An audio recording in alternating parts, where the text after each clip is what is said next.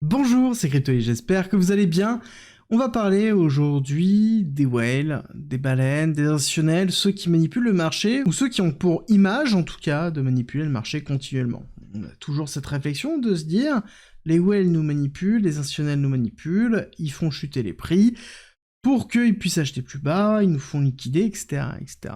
Cette représentation, je pense, bien que vraie sur certains marchés, je parle d'expérience sur notamment le Forex, étant donné que je trade le Forex depuis 2010-2011, je vois bien qu'en effet il y a des manipulations liées principalement à la somme d'argent nécessaire pour pouvoir déployer des fonds sans forcément impacter trop le marché. Mais est-ce que c'est le cas au niveau des cryptos et à moindre échelle? Parce qu'on a quand même moins de liquidité, c'est beaucoup plus manipulable. Et quel est l'impact de ces whales actuellement? Est-ce qu'on n'a pas maintenant des master whales qui sont en train de prendre le pas, et Donald Trump, en tout cas la famille Trump, pourrait être ces master whales d'une certaine façon. À travers, une zone d'influence, que beaucoup de whales n'ont pas, parce qu'il n'y a pas que l'argent qui compte, mais il y a aussi l'influence. Et qui de plus influent que le président des États-Unis et sa cohorte, ses sociétés, voire sa famille.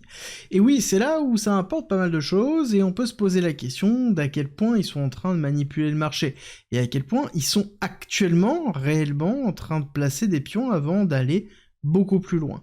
Alors là-dessus, est-ce que c'est une notion de conspiracy, de complot, comme on pourrait le voir un peu partout?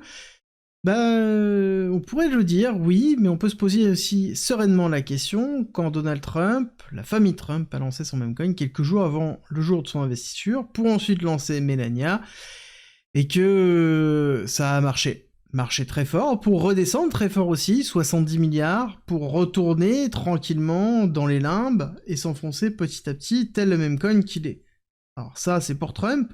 Pour Melania, ça a été encore pire, un lancement qui a été catastrophique, qui a explosé au début, puis s'est ratatiné petit à petit pour arriver à des sommes vraiment ridicules.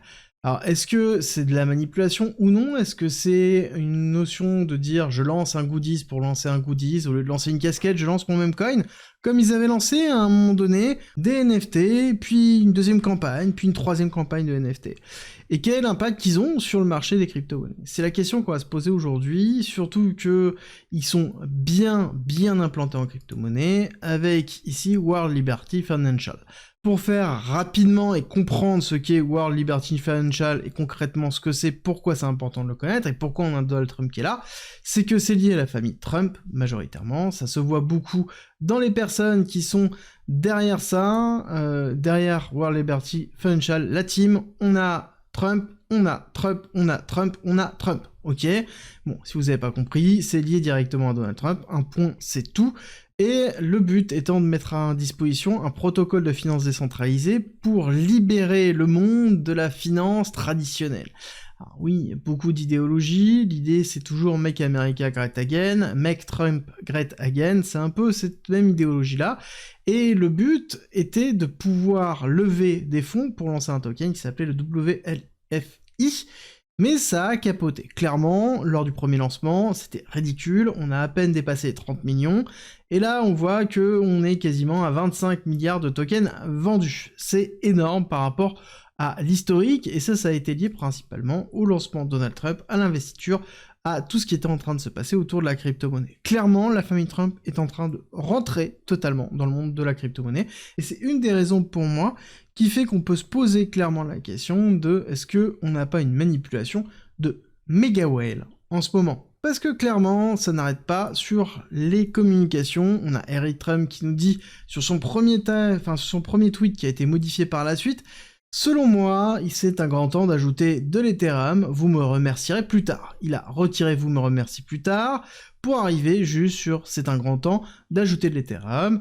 Bon, ils ont acheté de l'Ethereum, eux, de leur côté, sur leur protocole, mais le fait qu'on ait ce type de prise à partie, le fait qu'on ait ces positions officielles ouvertes sur un drapeau américain, sur quelqu'un qui est exposé quand même politiquement, lié à la famille Trump très fort, on sait la position d'Eric Trump par rapport au président Trump, bref, la notion de moralité à part, on peut se demander est-ce qu'on n'est pas dans des phases de manipulation de vente.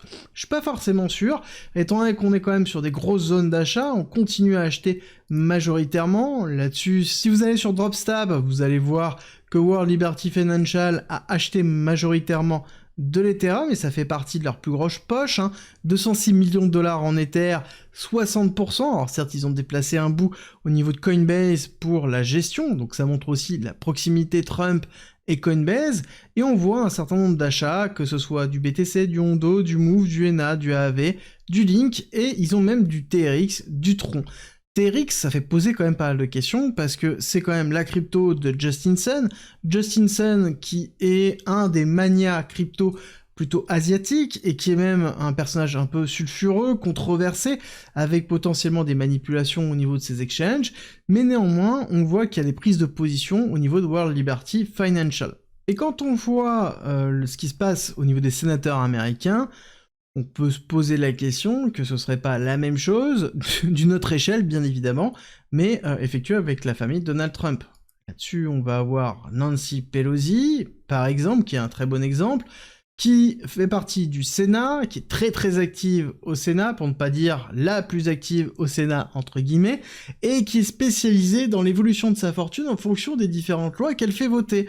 Et oui, la dame est passée de 93 millions de dollars de net worth à quasiment 240, et elle est retournée à 231 en 2023. Oui, il y a eu une petite chute qui est quand même à une crise inflationniste, tout le monde criait que c'était la Grande Dépression. Bon, pas pour tout le monde, c'est sûr et certain, et à chaque fois, on a la question, est-ce que les sénateurs devraient pouvoir prendre des positions en action sur des choses qui sont en train de voter?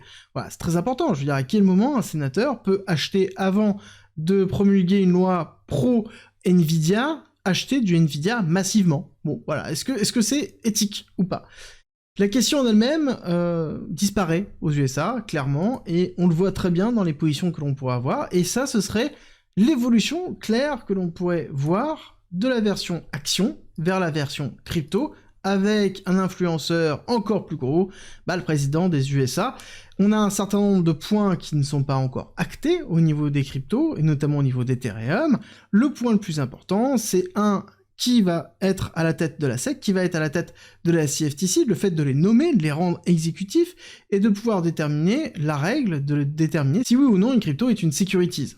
Et on rappellera l'impact que ça avait pu avoir. On avait eu le 6 juin 2023, la SEC qui considérait 61 cryptos comme des titres, donc c'est-à-dire comme des securities, et c'était lié au procès de Binance. Binance a perdu ce procès, je rappelle, et on avait quand même pas mal de choses avec le BNB, ADA, Sol, Matic, etc., etc. Bref, quasiment toutes les cryptos qui étaient en proof of stake. Et on se posait la question sur Ethereum. Il n'a jamais dit, notamment Gary Gensler, qu'Ethereum était une securities, mais il n'a jamais dit que c'était une commodities. Et à chaque fois qu'on lui posait la question, il faisait le serpent de mer et ne répondait jamais.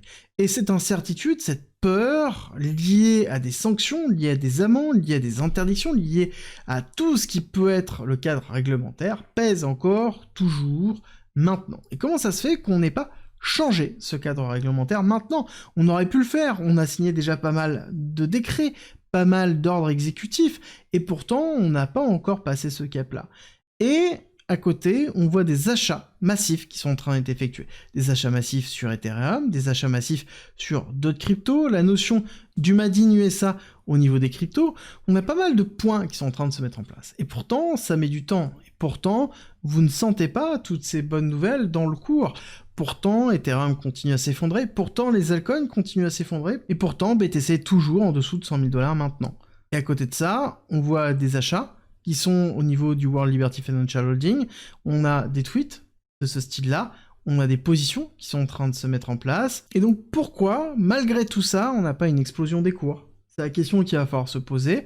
Moi personnellement, j'ai un avis qui commence à être plutôt tranché, où c'est un mix de tout, c'est-à-dire qu'on a eu une hyper accélération liée au même coin, qui ne veut pas dire que c'est une manipulation, quoique on peut toujours se poser la question, mais ça n'empêche que pour l'instant, on ne sait pas. Je ne pense pas que ce soit en tout cas une manipulation, je pense qu'ils n'avaient pas prévu que ça prenne autant d'ampleur, d'où le fait que Melania a été lancée très très rapidement, sans forcément avoir réfléchi à quoi que ce soit. On voit bien que le nom de domaine a été acheté le lendemain du lancement de Trump, quelques heures après le lancement du Trump. Bref, tout ça pour dire qu'il y a eu un engouement très fort qui s'est fait, qui a drainé toute la liquidité, qui a purgé une grosse partie de la liquidité lors de l'effondrement de Trump et de Melania.